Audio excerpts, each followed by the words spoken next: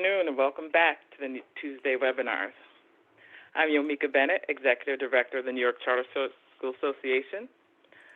I'm joined today by Anna Hall, CEO of the Northeast Charter Schools Network, David Frank, Executive Director of the Charter Schools Office at NYSID, Susie Corrello, Executive Director of the SUNY Charter Schools Institute, Aaron Cochran, Managing Director of Policy and Operations at New York City DOE, and Corey Callahan, General Counsel and VP of Legal Policy at New York City Charter School Center. Welcome back, everyone. I'm rusty on 2021. Last but of course not least, Lori Hazley, Senior Director, Charter Authorizing and Accountability at New York City DOE. Welcome back, everyone. It's good to see you. It's good to be here. 2021 is testing us, but we'll see. We have a lot to cover today in our updates before we turn over to David, Susie, and Lori, as we do, and then turn to questions. I'll start with national news this week, today from last week.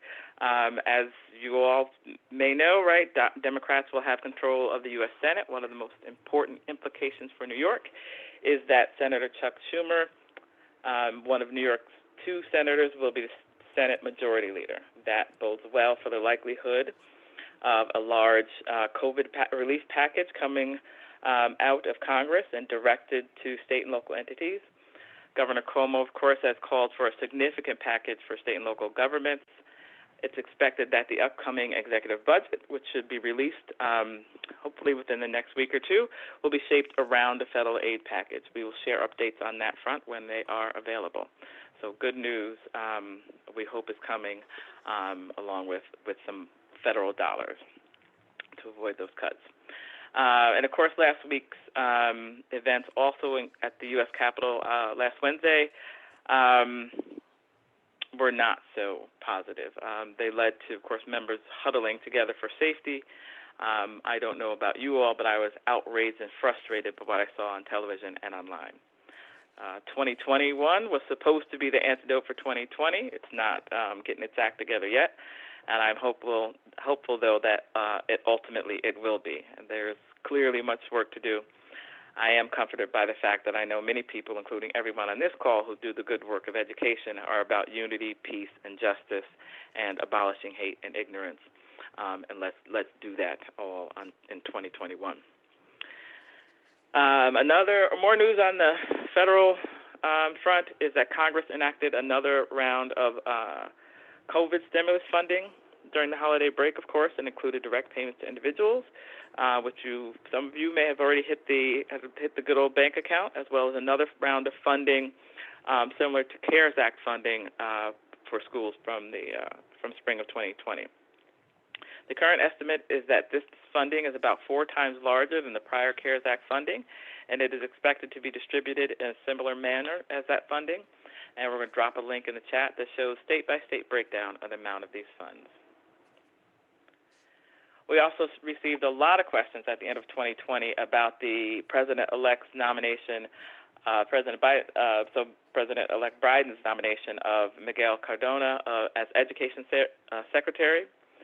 Our sister organization, the Connecticut Charter Schools Association, has worked with Dr. Cardona and has found him to be professional, open-minded, and deeply committed to equity.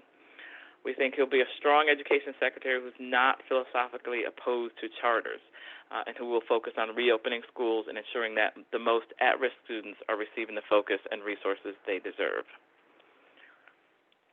So we welcome Dr. Cardona and hope he has an easy move through the process so he can get to work helping all the schools across the country out and doing the good work that we know he's been committed to thus far. The governor gave so we'll move to the state now. The governor has given his first 2 state-of-state addresses this week. Instead of the traditional one and done, I'll say, state-of-state addresses, there will be at least 3. So 2 have been done so far. And I will just sum it up to say that the governor's 7-point plan for 2021 includes defeating COVID, vaccinate New York, manage short-term economic crisis, invest in the future, including broadband and infrastructure. The broadband is particularly important to schools given the access it will allow for remote learning and teaching and learning. Transition to green energy, understanding long-term effects of COVID, and addressing systemic injustice. As more details are presented in the context of the state budget or other actual legislation, we'll update you then. And now we're going to move on to the some of the other one other quick update before we move on to probably what's most top of mind for everyone.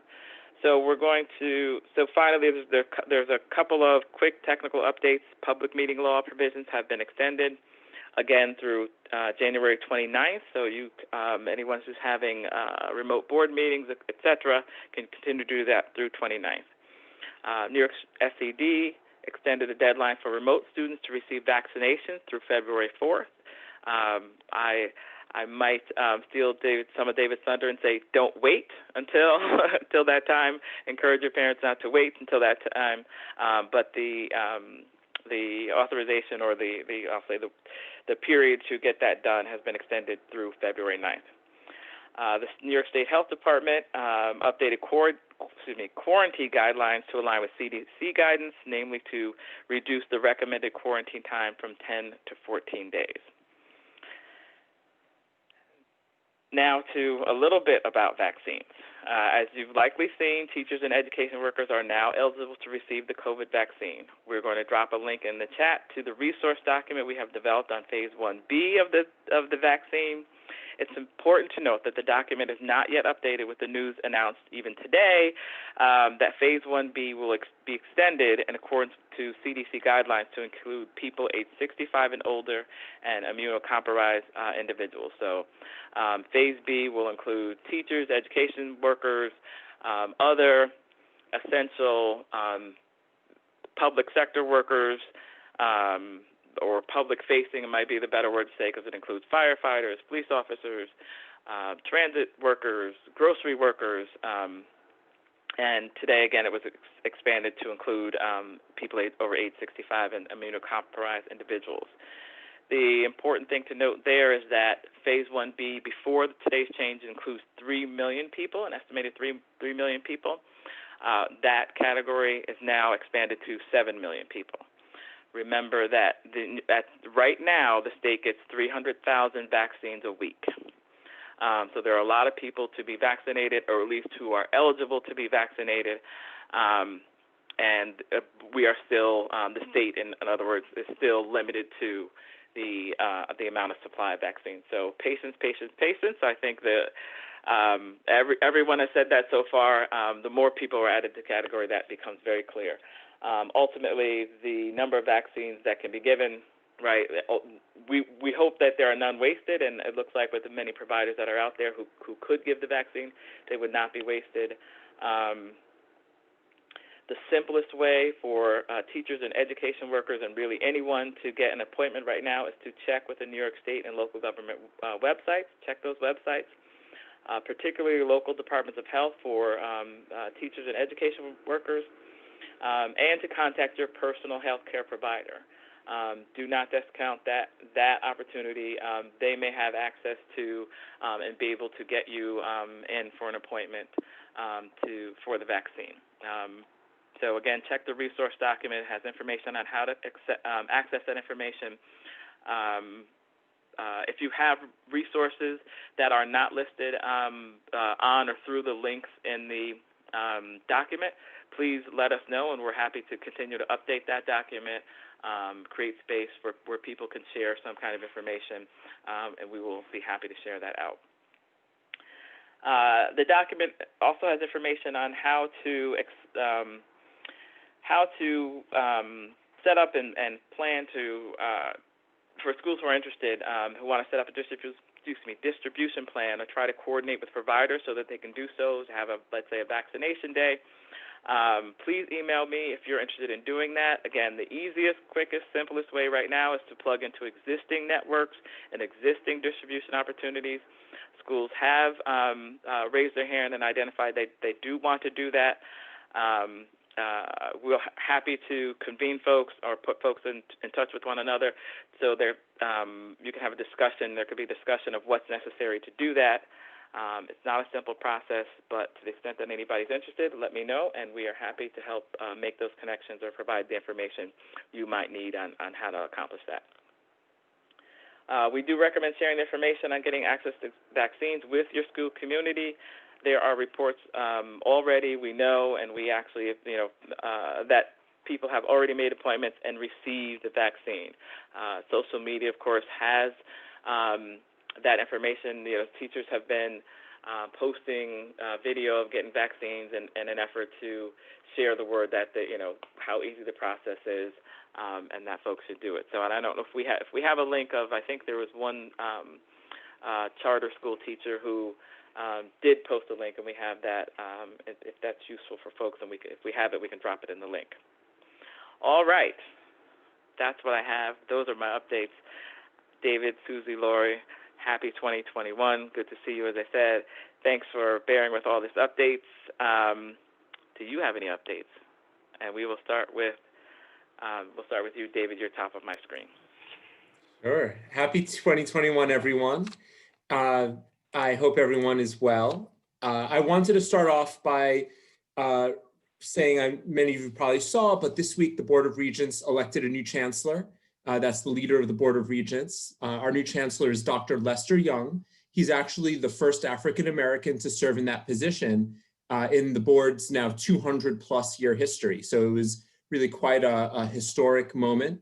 For those of you who don't know Dr. Young, he is a lifelong educator. He actually has more than 50 years of experience in public education. And he's been on the Board of Regents now, I think for almost 12 years. He knows many of the schools, the charter schools as well in Brooklyn and in Queens, in New York City in general. We look forward to our continued partnership with Dr. Young and the entire Board of Regents. So that was an exciting moment. For those of you in Rochester, the Vice Chancellor, Andrew Brown, is stepping down next month. He's becoming the president of the New York State Bar Association. And I know that the Vice Chancellor has also been very close with many of the charter schools in the Rochester area. And I will miss him greatly. I'm sure that the Rochestonians out there will as well. I see Anna nodding her head. And so there's his seat will be filled by the legislature. Many of you also received the grad rate release memo that came out today. And so your embargoed graduation rates for those high schools out there are released. Again, they are still embargoed. And I believe the plan is to publicly release them on the 14th, which is on Thursday.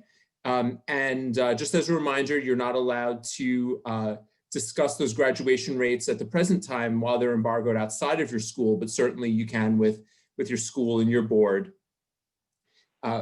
For the Board of Regents authorized charter schools, I hope that you received our newsletter last month with some upcoming events that we have, including a chance to reconnect with schools at the end of this month who are Board of Regents authorized.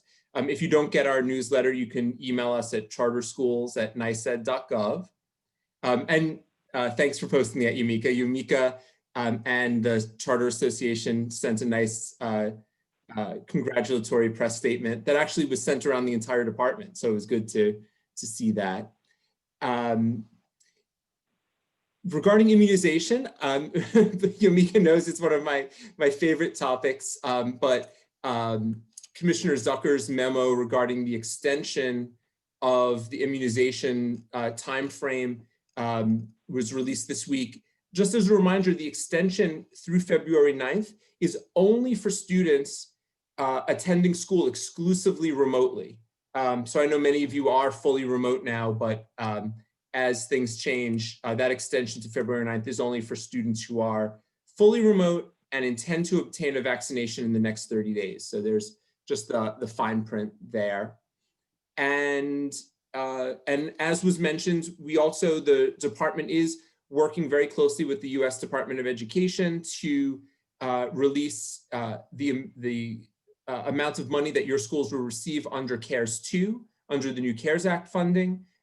We don't have that information yet, but our Office of ESSA funded programs is working very hard to get that information out to all district and charter schools. Lastly, I did want to talk a minute about data reporting, specifically the faculty staff reports that all schools are required to submit. The New York State Ed Department Office of Information Reporting Services asked me to convey to you the importance of timely and accurate reporting. And the staff snapshot was actually due back in November, on November 6th. And there are still 118 charter schools that have not submitted that report. And you might say, well, why is this important?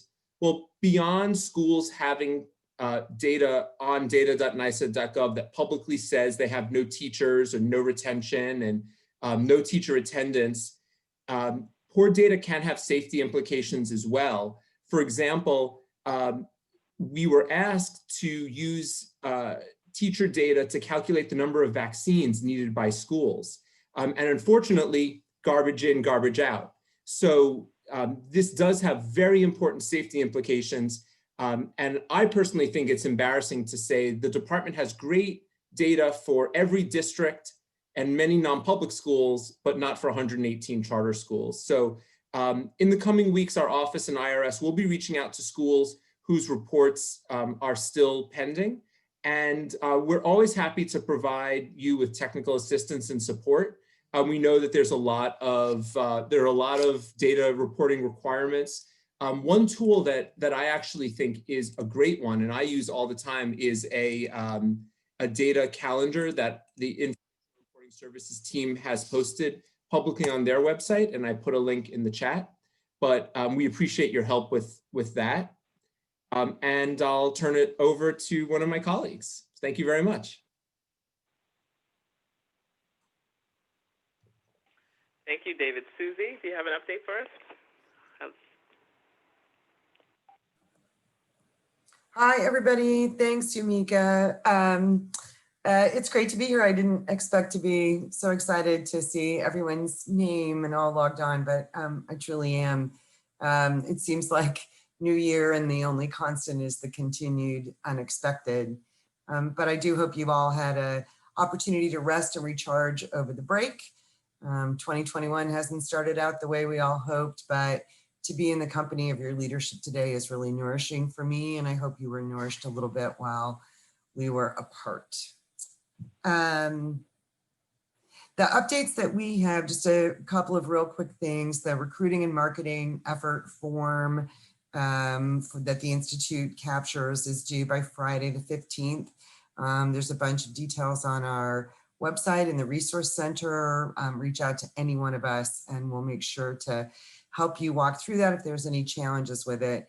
And one reminder, in partnership with our friends at the State Education Department, there was also a digital equity survey that was due on December 1st, and a few of the SUNY schools have yet to fill it out. And so we would remind you that that's going to be very important. I think definitely one of the governor's priorities, as he's announced yesterday and today.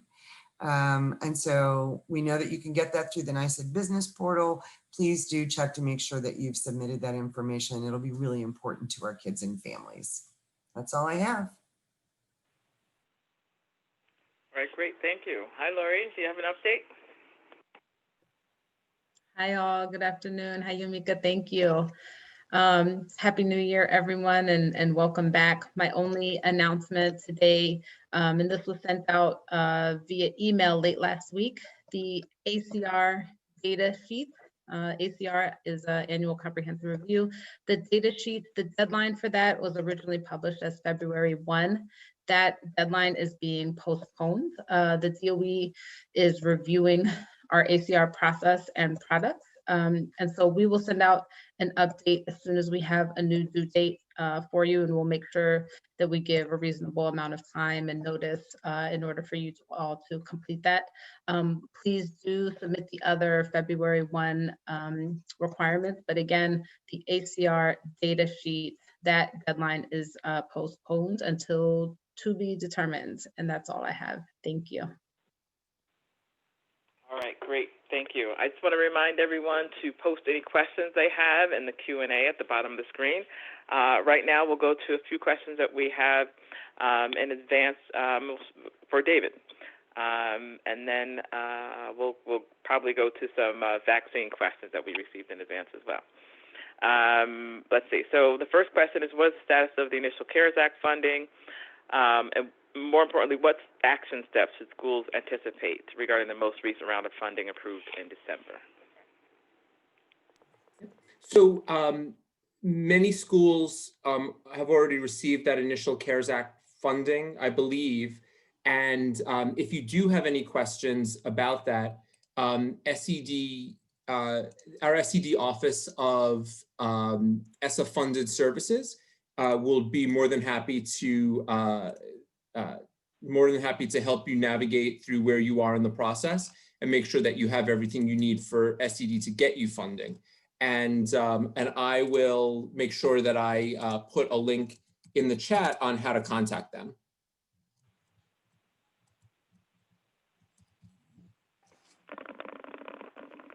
Okay, and any update on when charters can apply for the $49,999 CSP allocation?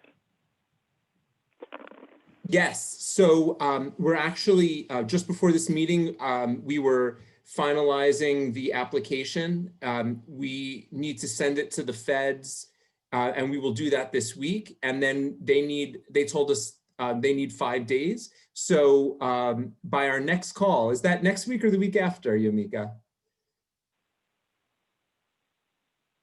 The week after. But if you have good news, David, we are happy to provide a forum for you to talk about distributing millions of dollars any day. So once we get the go ahead from the US DOE, we'll come back out and let you know. As a reminder, this is money that will help cover costs associated with the shift from brick and mortar to remote instruction due to the pandemic. The time period for funding are costs incurred between July 1st and I believe the end of September. Don't quote me 100% on that, but it's the first basically the first 3 months of this fiscal year. Originally it was going to be last year, but we are always trying to make things easier for charter schools. So we put it into this fiscal year so you wouldn't have to reopen your books. And it is $150 per student up to $49,999 or so, give or take. I think it's actually down to $49,995, but it's per education corporation and not by charter. So that's important. And to note, so if you are an education corporation and you have 2 charters under that education corporation, you're entitled to the $49,000. It's actually $950. My mistake. And so it is funding that that we hope is a small token to ameliorate some of the costs that you've expended. Okay, great. And I think that was initially my error with the $49,999. I think I used to say $49,999, but. All right, and just for clarity, so everybody's hearing this, $49,950. Is that right? $49,950 per education corporation, but as with, because we are the state ed department, when I go to sleep at night, I think of what rules we can put into place. And so there are rules around this, I am just kidding, partially, but there are rules around it, and we will be able to share that in the coming week or so. All right, great, thank you.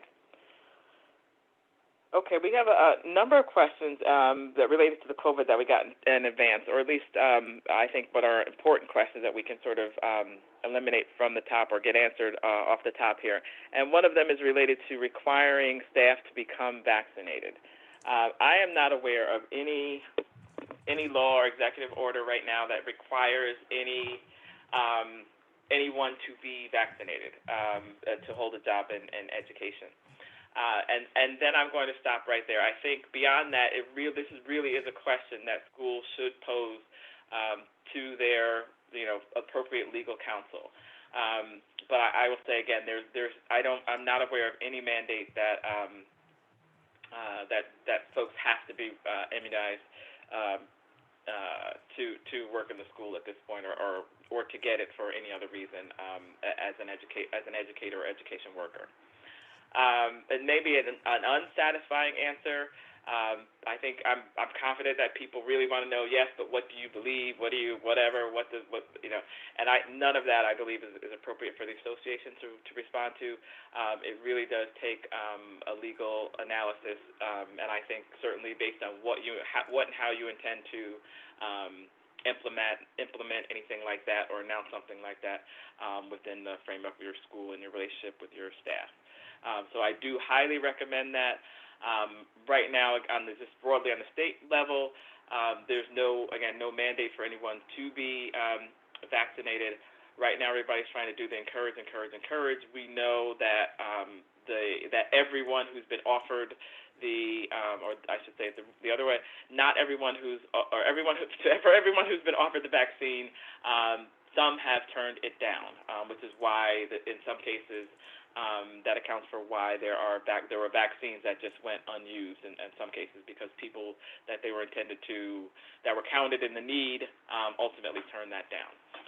To the extent that significant portions of each phase 1, 1B, 1A, 1C, and so on, the state goes through all of that, and we still do not have herd immunity.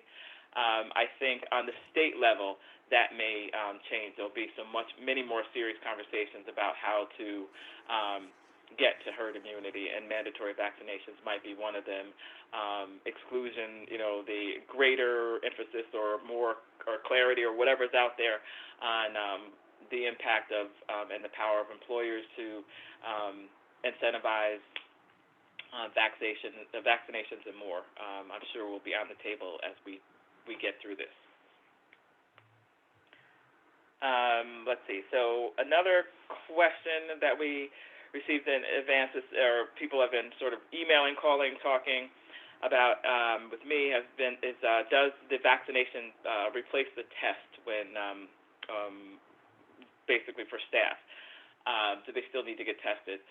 And I'll answer this the best way that I have to say this is staff doesn't necessarily need to be excluded because they've been vaccinated, and that the fact that you have received the vaccination, even the second dose, does not mean right now there's the science out there apparently right now is that it does not mean you are not a carrier of the virus. So that's important to know. So that as far as testing. Yes, they can. State DOH or New York State Department of Health has said yes. Students, everyone could still get tested, and I'll emphasize that immunity for yourself doesn't mean you're not a carrier of the virus. So testing in that case makes a lot of sense to continue that.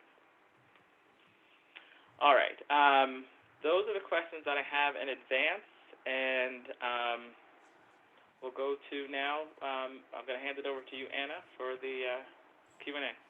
Great.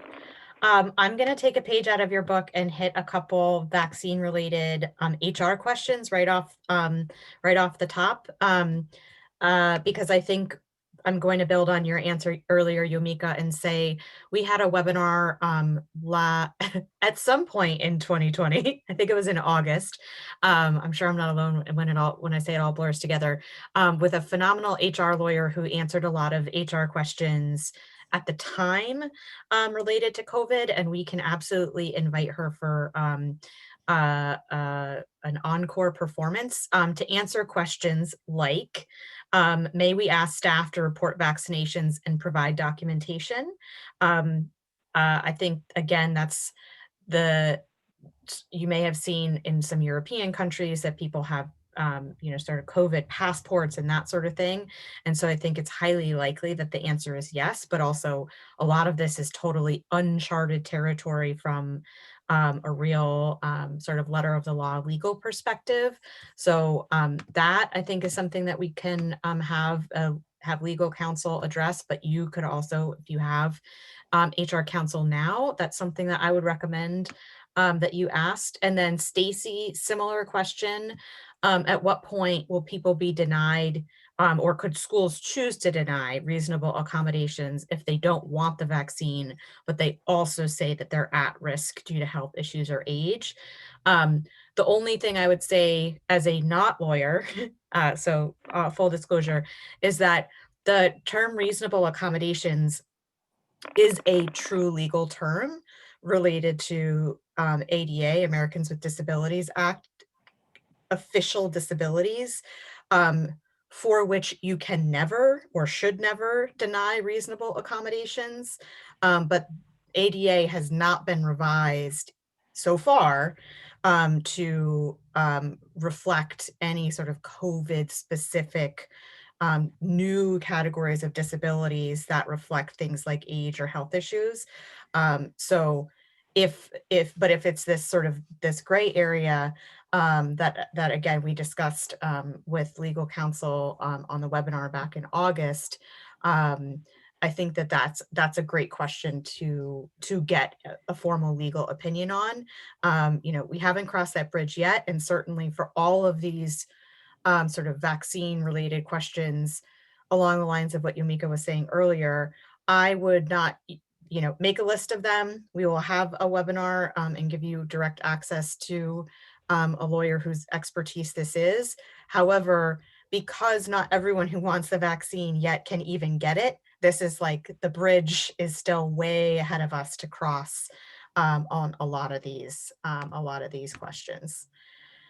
All right, David, I'm going to give you one. Oh, sorry. Yep, go ahead, please. I just want to just add to that that question and that answer regarding from Stacy. You may not know as employers, is what I'll say to schools. You may not know as employers who has received the vaccine or not. So you may not be in a position to say, well, you can't do this because you have reasonable, because you received the vaccine. So I would, that question just, sparked that I should put that out there. Even if you send an employee letter or, you give an employee a letter and say for their eligibility so they can, confirm they're eligible for phase 1B, or you send a list to providers or whatever, those providers are not required to provide back to you, the school, the information that, employee A has been vaccinated because of, the privacy laws. That's not mandated on the providers yet. That may change, but right now it's not. So I think everyone should be aware. Your employees can be vaccinated, and you would not know unless they volunteer it. And if you volunteer it, I'm not sure that there's a way that you can confirm it without their consent. All fun, all legal fun and games that we'll look forward to diving into and giving folks the opportunity to ask legal counsel directly if you don't have strong HR legal counsel right now. So bopping off of vaccinations for at least the moment, David, favorite topic, testing, state tests. On, off, what does your crystal ball say? Or do you have a formal update? No, well, SED is doing everything that we can to prepare to administer the exams in the spring. And I would recommend that all schools do the same, that they prepare their students and communities and staff to be ready to take the exam. There's a plethora of information on how to request exam materials and whatnot, and all of the memos, of course, are on the SED website, and I gave the link.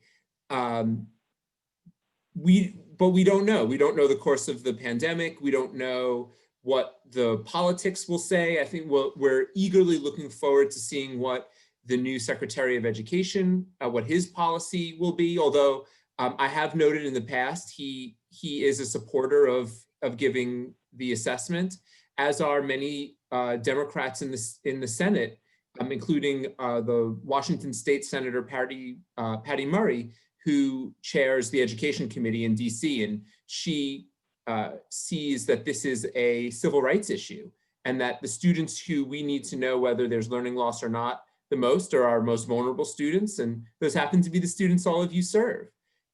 So we will see, but I imagine that that all of the authorizers are also thinking of plan Bs in case we don't have state assessments. But for SED, that's a bridge we're not ready to cross yet. Makes sense. So I think I'm going to pose this question to folks. I'm not sure if anyone here feels equipped to answer it. But for the test that's required to exit quarantine from travel, this is the governor's new test out option. Is there a requirement that it be a certain type of test? Could it be the rapid test or the PCR? Yomika, do you know? I don't know, and what I mean by that, I don't know that either one of those is eliminated. I think but I'll say I don't know. As far as I know, it's just take the test if you get the results back, and you could show that you don't have, that you're virus free. You're good to go. I don't know that it matters what type it is. So. That's my understanding too, and the only additional note I'd add is to repeat what Yomika shared earlier, that the update that the required quarantine timeline is now only 10 days instead of the previous 14. So testing out of what is now a 10-day period as opposed to a 14-day period. I think with that, Corey, Lori, and Erin, I'll turn it over to you because the questions that I see remaining in the Q&A, I think are New York City specific. Great, thanks, Anna. Lori, I don't know, did you want to do the authorizer question about the access to the ACR test first? Let me see where, Should we anticipate the same data being reported in the revised ACR? I don't have an answer for that at this time, unfortunately. As soon as I do, I will send that out. Great. So switching over to New York City DOE specific stuff, I'm joined by Erin Cochran. Happy New Year, everyone. If I haven't heard you or seen you already, welcome back. I'll start with, we have a lot of information. I see some questions in the chat. They're really health questions. I've been taking them down. So as the charters in New York City know, we have our biweekly calls with the Department of Health in New York City. We have one this Friday. If you haven't registered, I just put the link in the chat. So please make sure to register and also submit your questions in advance. And if you have things that are urgent, you can always email me and we can try and get them answered more quickly. But I will tell you that I know that on Friday, there will definitely be part of the presentation by the Department of Health staff will be a little bit about the vaccinations themselves, what they are, what to expect. And this might be information just helpful for schools to know, especially if you're receiving questions from teachers. And then the other thing I'll say before I turn it over to Erin to see if she has any announcements is, while we're very happy that teachers and school staff are now able to be vaccinated, as I think we all know, students are not. There's not a vaccine for students. And so the Charter Center is very focused on making sure that charter schools have the same access as the district to the COVID-19 testing. This is something we've talked about a lot on these calls. You guys have asked these questions many times. I know you've asked me the DOE. And so at the end of December, the Charter Center and a bunch of charter schools actually filed a lawsuit to try and require to get what we believe the state law says, which is that New York City should be providing the same access to COVID-19 testing for students at the schools that they're doing for their own students, for your students. So we're pushing forward with the legal case, but we always need the help with you guys, with your electeds, with your schools. So I'm just putting that also in the chat. If you haven't signed our letter, please do so. This is a big campaign. And while we want all the teachers vaccinated so you guys can get back to school, we also know we need plans for how to keep people safe. And as Yomika said, you still can be a carrier. Our understanding is you still can be a carrier even if you have the vaccine. So we really think that access to this testing is imperative. So I'll just say thanks to all the schools who have already participated. A lot of you are on this call, whether you are on the loose lawsuit or you've helped us with other parts of this campaign, we very much appreciate it, and we will continue on. And with that, I will turn it over to Erin for any announcements, and then we can go to some questions. Sure, thanks, Corey. Happy New Year, everyone. Just two really quick updates or reminders. So the first one, if you have not already done so and you currently serve 8th or 9th grade, we need you to input the scores in My Schools that will be used for high school admissions. We really strongly recommend that even if you think that your students will not be pursuing other options, that you still input the scores for them. Every single year we wind up with students who the schools did not provide the scores for them. They didn't tell the school that they were shopping around, just seeing their options, and they wind up with very limited options because the schools did not provide this information for them. So we recommend that you do it for all of your 8th and 9th graders, just in case they make a last minute decision to just shop around and see what's out there. So as a reminder, that due date is end of day Friday. And then a new thing coming out in the C Weekly, we are asking to have you let us know if you are planning to be open for in-person instruction on Monday, Martin Luther King Jr. Day. If we do not hear from you via a survey by noon on Friday, and you will see the link in the C Weekly, then we will assume that you are closed for in-person instruction on Monday, and we will not provide your nurse. And then, as always, a reminder to please be sure to keep your OPT calendars up to date. And please keep your OPT calendars up to date. You may not have considered all holidays when you were filling it out, so just please be sure if you are not open for in-person instruction on Monday that you do not have service indicated. Those are all of my updates.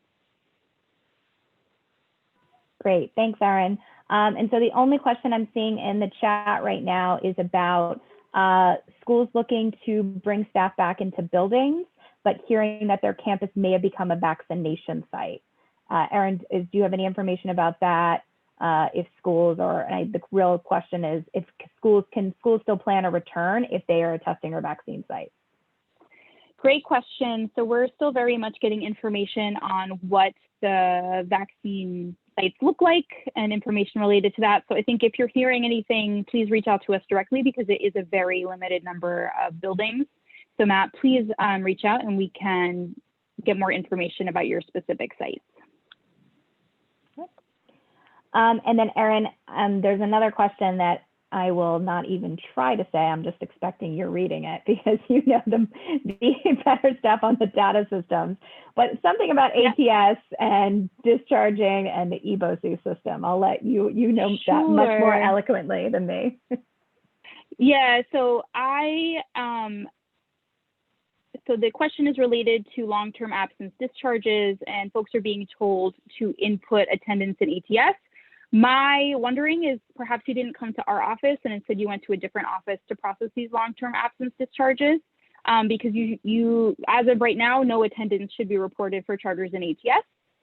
So if you can please direct your question or your request for support, either loop us in directly at charterschools@schools.nyc.gov or send us a ticket at, I'll pop the link in the chat. Let us know because you should not have to input this attendance in ATS. That's not an accurate request. Great, thank you. And then I think the last question is about capacity for charters in private space. And I think this is specifically with the school envisioning that if state tests are happening, they have to bring a lot of students in. And is there some sort of building capacity for charters? I will just say I'm not aware of any building capacity for schools in terms of how many students you're educating. It's just about making, what you would have to make sure is that you could maintain all the social distancing rules that are in effect for any school that is to be open right now. So there's not a high cap number. I don't know, Erin, if you know of anything different, but I know there are charters and district schools operating now with hundreds of kids presumably going into their building, as long as the building is big enough to, safely hold all those students in the classrooms as you would have them designed. Yeah, so I think there's been some confusion here because over the summer, the DOE released capacity numbers for the DOE sites, but those were just helpful numbers to help folks understand what the social distance requirements looked like in practice. So yes, I'm not aware of any specific capacity beyond being able to enforce the 6 feet of social distance at all times, including when folks need to go to the bathroom and things like that. And then Erin, I see, can you repeat where we input the 8th grade data scores? Or you might have already got that one. Yeah, I just grabbed that one. So that's, it's a system called My School. So hopefully someone at your school, if you have 8th graders or 9th graders, or just in general, because students will need support applying for middle school as well, should have access to My School. Typically it's a counselor or someone who's used to dealing with these kind of enrollment processes. If you are not aware of who that person is for your school, then please reach out. I will pop in the ticketing system in the chat. Let me just make sure this is happening. charterschools.mojohelpdesk.com. If you are not aware of what My Schools is and you need support or you need help identifying who your My Schools contact is, definitely reach out there. And in general, if you have any questions or you need support about discharging students, that is the first place to go to, not ATS support. ATS support is used to thinking about district schools, and so sometimes they don't always have the full context for charters. Great. All right. Well, I see that's all the questions. So Erin, unless you have anything else, thank you all, and we'll see New York City charters on Friday. That's all I got. Have a great day. Great. Back to you, Mika. All right, great. Thank you. So I see there is a question that was just posted in the chat, and I do have one question, so I'll go ahead and ask both of these. When is the yearly state immunization survey due? That's one question. Anyone?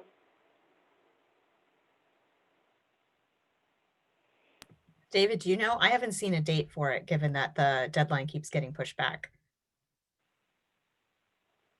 Okay, so we'll take the answer. I have not seen one either, but I can ask our student support services office. Okay, if you do that, we can always share that information out as well. Another question that I have received in advance, but I did not read this, was a question on the number and timing of required fire and lockdown drills. And just if you can let us know, has there been any update on the requirements for the drills? Schools are asking if they could, the timing and number could be adjusted based on the amount of time schools actually have people in the building.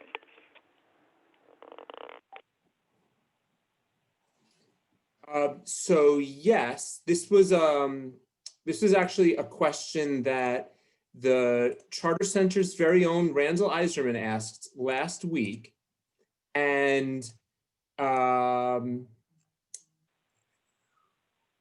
what they said was,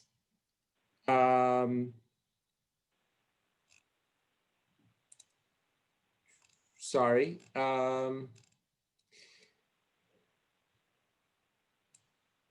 So you just, there is a section, when you're reporting the number of fire drills for the 2021 school year, there is a section in the reporting platform that allows you to put in the reason if you don't have a fire drill for every month. You simply enter in that area COVID-19. It should be a pretty simple, straightforward process. Because I know Randall had a back and forth with our facility service office, I would recommend that you reach out to Mr. Eiserman. And I see that actually, Corey, can you put Randall's email address in the chat? Of course.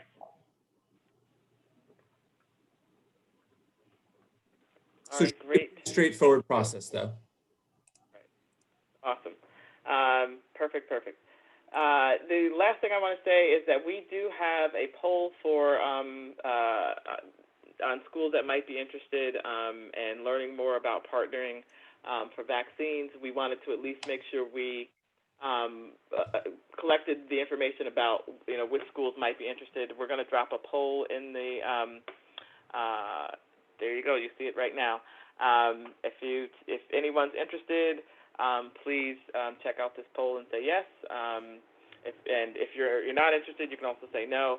But we really want to hear from if there's anyone who's out there who's interested, and we're happy to convene groups so they can, there can be discussion of what it is, so at least folks have the information. Having said that, we are. If I could just interrupt you, Yumika, that poll was just to assess whether or not folks, charter folks specifically, are accessing vaccines.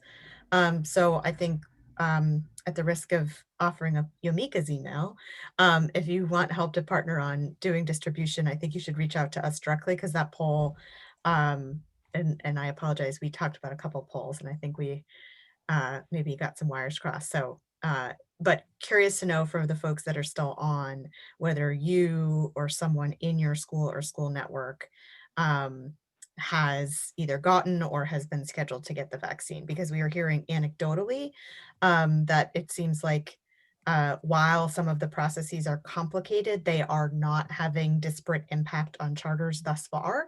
But we're curious to get sort of a sample from this group. So yes, Becky, I think you can end the poll and maybe share out that snapshot of results for everyone's edification. And thank you, Anna. That was 100% my fault. I have many polls, questions, and thoughts on my mind. So yes, the poll is about whether or not you folks have been vaccinated. Rafiq, hello, Happy New Year. See your information in the chat.